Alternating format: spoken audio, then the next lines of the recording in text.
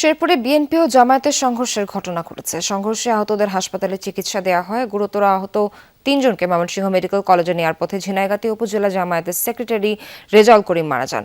উপজেলা প্রশাসন আয়োজিত ইশতেহার পাঠ অনুষ্ঠানে চেয়ার বসাকে কেন্দ্র করে শুরু হওয়া সংঘর্ষে আহত হয়েছেন অর্ধশতাধিক। শেরপুরের ঝিনাইগাতীতে উপজেলা প্রশাসনের উদ্যোগে নির্বাচনী ইশতেহার পাঠ অনুষ্ঠানে চেয়ারে বসাকে কেন্দ্র করে বিএনপি জামায়াতের নেতাকর্মীদের মধ্যে শুরু হয় হট্টগোল। মুহূর্তে রূপ নেয় ধাওয়া পাল্টা দেওয়া ও সংঘর্ষে।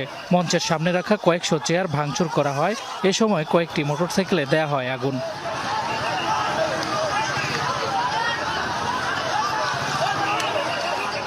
সংঘর্ষে উভয় পক্ষের অন্তত অর্ধশতাধিক নেতাকর্মী আহত হন। আহতদের উপজেলা স্বাস্থ্য কমপ্লেক্স ও জেলা সদর হাসপাতালে ভর্তি করা হয়। এর মধ্যে তিনজনকে ময়মনসিংহ মেডিকেল কলেজ হাসপাতালে নেয়ার পথে মারা যান ঝিনাইগাতী উপজেলা জামায়াতের সেক্রেটারি রেজাউল করিম।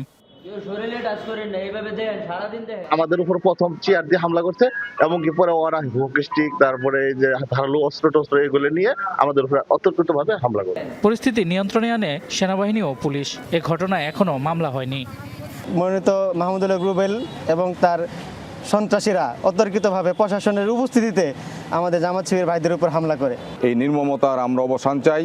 আমরা বর্তমান সরকার এবং নির্বাচন কমিশনের নিকট আমরা দাবি জানাচ্ছি অবিলম্বে এই সমস্ত সন্ত্রাসীদেরকে গ্রেপ্তারের আওতায় নিয়ে আসা।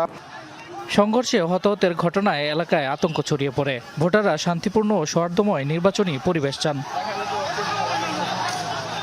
শামস তাবরিজ উচ্ছ্বাস, যমুনা নিউজ।